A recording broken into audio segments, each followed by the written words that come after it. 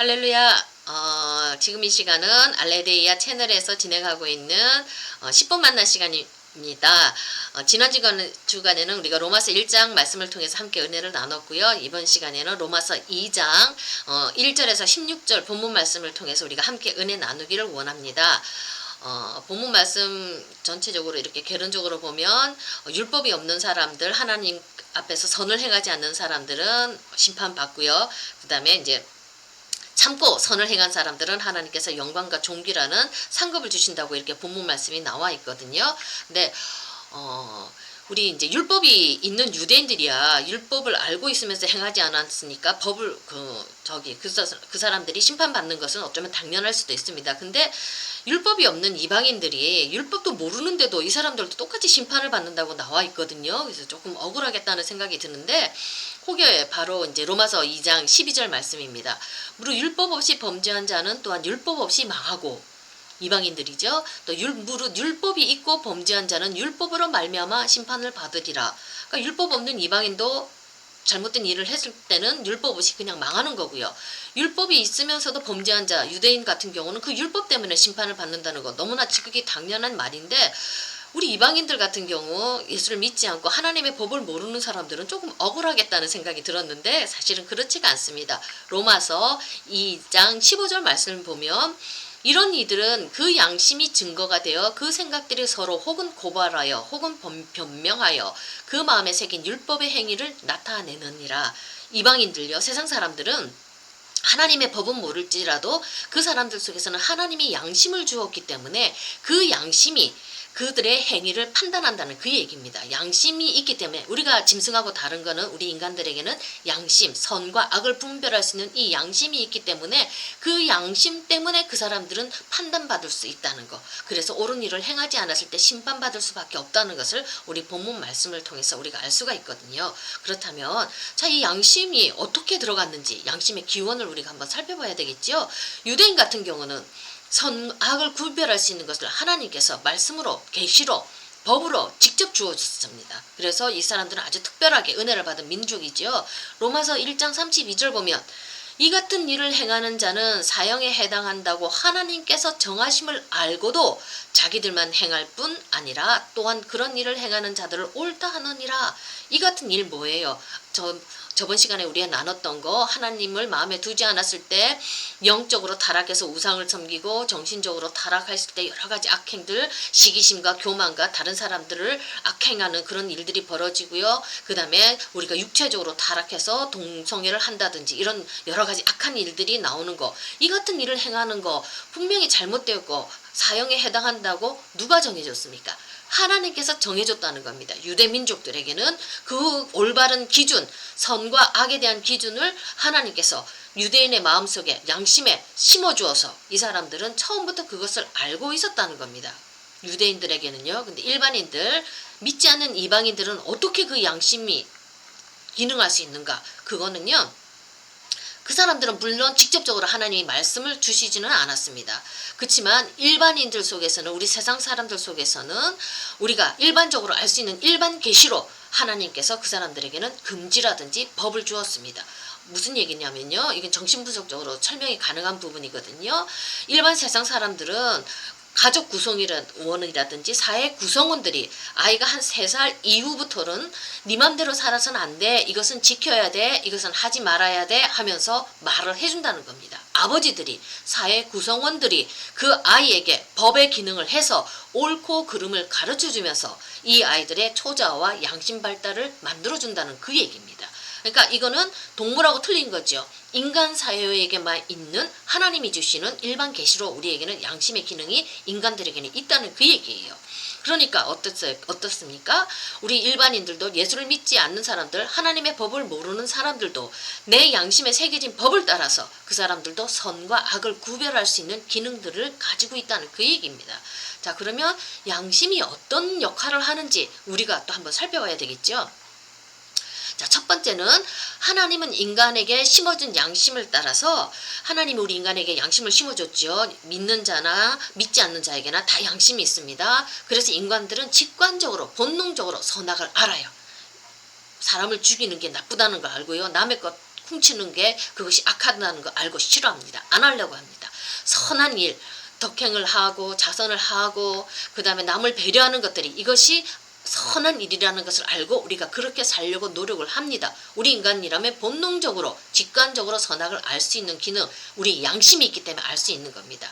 그리고 또 중요한 것은요. 자, 내 양심에 따라서 어떤 판단을 내가 해서 이것이 선악인지 우리가 이제 알았어요. 그렇다면 우리가 뭘 써야 되냐면 그 다음에는 이성입니다. 이성을 써서 이것이 옳은지 그른지를 한번 검증을 해봐야 돼요. 내 양심이 주관적인 것일 수도 있잖아요. 나만 느끼는 양심일 수도 있잖아요. 그러니까 이게 나의 합리적인 이성을 따라서 이게 인류 보편적인 윤리에 합당한지 이성적으로 논리적으로 검증을 해봐야 된다는 얘기예요. 자, 인류 보편적인 윤리 가치관 뭡니까? 진리고 자유고 정의고 사랑이지 않습니까? 내가 판단한 이것이 정말로 인류 보편적인 윤리의 가치관에 맞는지 한번 살펴봐야 된다는 얘기예요. 거기는 이성으로 검증한다는 그 얘기입니다. 그 다음에 또 우리 믿는 사람 같은 경우에는 그것이 성서 윤리에 맞는 것인지 성서 캐논에 기준한 것인지 우리가 이성적으로 검증해 봐야 된다는 얘기예요. 자, 이런 이성적인 판단이 하나씩 둘씩 쌓이고 쌓일 때 한 인간은 자기만의 가치관을 형성하게 됩니다. 자, 사람은 그 가치관을 따라서 자신의 삶을 살아나가게 되는 거예요. 그래서 이것이 굉장히 중요한 겁니다. 그 가치관에 따라서 그 사람의 삶의 질이 틀려지는 거거든요. 자, 그 다음에 내가 가치관을 형성했어요. 양심에 따라 어떤 옳고 그른 거 판단해서 내 나름대로 가치관을 형성하면 그 다음에는 인간은 의지를 사용해서 자신의 가치관을 실천하면서 살아나가야 됩니다. 자, 내 의지는 내 맘대로 되지가 않지요. 나의 가치는 가치관과 다르게 내 의지적인 행동은 뒤따르지 못할 수도 있습니다.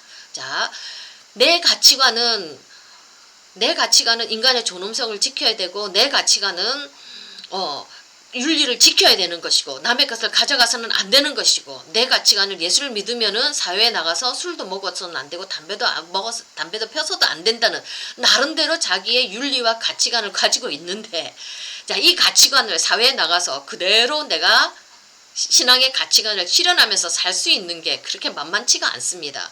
자, 이 의지가 때로는 내 가치관을 저버리게 만들어버려요.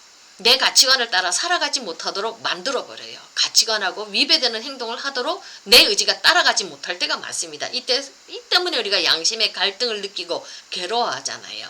자, 제가 옛날에 통영에 한번 놀러 간 적이 있었는데 여행을 갔었거든요. 근데 거기 이제 박경리 씨 문학관에 제가 한번 가봤어요. 근데 제가 내 신앙의 양심, 내 신앙의 가치관을 지키면서 살아가는 게 참 많이 갈등을 느끼던 그때였거든요. 근데 그때 그 박경리 씨 박물관을 딱 갔는데 박경리 씨가 뭐라고 했냐면 인간의 존엄성은 자신이 정한 가치를 버리지 않고 자신의 가치를 따라 살아가는 데 있다 이렇게 말을 해놓은 거예요. 제가 그 박경리 씨 그 글귀를 보면서 제가 은혜를 받았고 다시 한 번 더 내 신앙의 가치를 확 붙들었던 그 기억이 나거든요. 그러니까 뭐냐예요. 내 존엄성은 다른 게 아니라 내가 내 마음에 정한 가치대로 살아가는 거. 그때 인간의 존엄성이 있다고 그렇게 표현하는 거잖아요. 자, 손해가 와도 내 가치관을 지키기 위해서 손해가 와도 위험이 있어도 내 양심에 새겨진 말씀의 가치를 실현하면서 사는 삶이 이게 성도로서의 존엄성과 가치관을 지키며 살아가는 거라고 말씀하는 것이지 않습니까? 그러니까 이게 얼마나 어려워요. 우리 손익계산서 빠르잖아요. 우리 요즘 같은 이런 경제적인 사회 시대에서는 돈에 따라서 이해관계에 따라서 막 사람들의 행동이 그냥 확확 바뀌잖아요. 오늘의 친구가 내일의 적이 될 수도 있고 그냥 이해관계에 따라서 확확 바뀌거든요.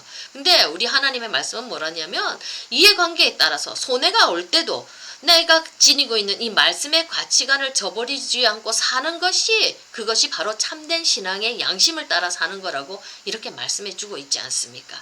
자, 내 가치관을 내가 내 양심에 따라서 만들어 놓은 이 가치관을 버리고 사는 것, 의지는 다르게 행하는 것, 이걸 뭐라고 그러냐면 외식하는 사람이라고 그러고 바리새인이라고 그러고 위선자의 삶이라고 성경은 가르쳐주고 있지 않습니까?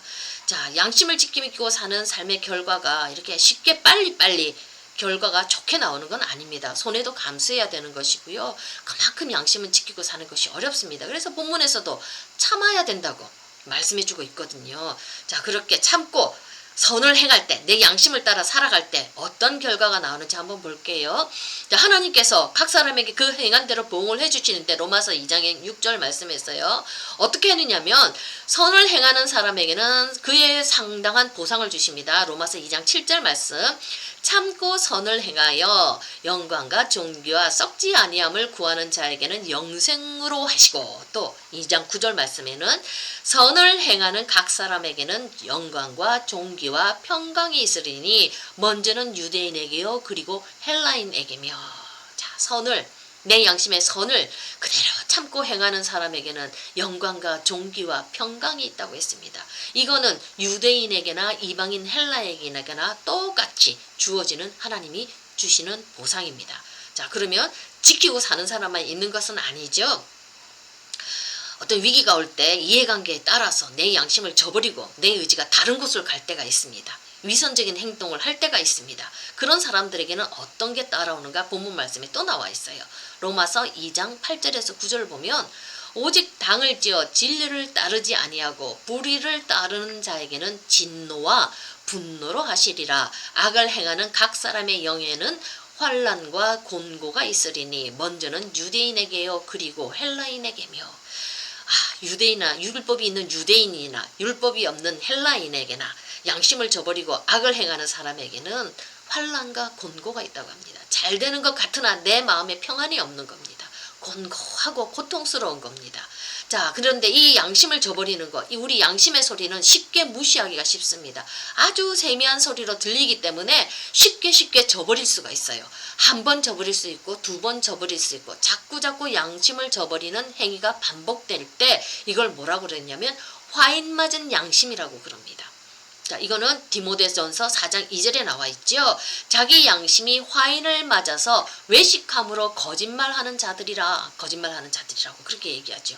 화인은 옛날에 죄인들이나 과칙들에게 이렇게 불로 지져서 낙인을 팍 찍어주는 거죠. 양심이 너 도둑이야, 너 나쁜 짓 했어 이렇게 하면서 양심이 그냥 화인을 탁 맞아버리는 거예요. 자기의 정체감이 그런 죄인으로, 짐승으로 내 양심이 그렇게 자기 자신을 그렇게 정의해버리는 거예요. 그러니까 화인 맞은 양심이니까 양심에 가책이 없이 더 나쁜 짓을 할 수가 있는 거지요. 한 번, 두 번 저버리는 이 양심을 저버리는 행위가 이렇게 화인 맞은 양심으로 자기의 정체성을 죄인이나 짐승처럼 이렇게 만들어 버릴 수도 있던 무시무시한 결과를 초래할 수도 있다는 겁니다. 자, 이런 사람들은 자기가 행한 것 그대로 하나님 앞에 심판대에 올라가서 내가 자기가 말하고 행한 것 그대로 직과하면서 심판을 받게 됐죠.